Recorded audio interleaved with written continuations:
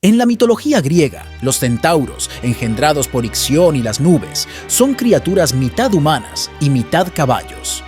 Salvajes y propensos a la lujuria, destacan por su destreza en la caza y la batalla. Quirón, su líder sabio y bondadoso, desafía la naturaleza salvaje de su especie.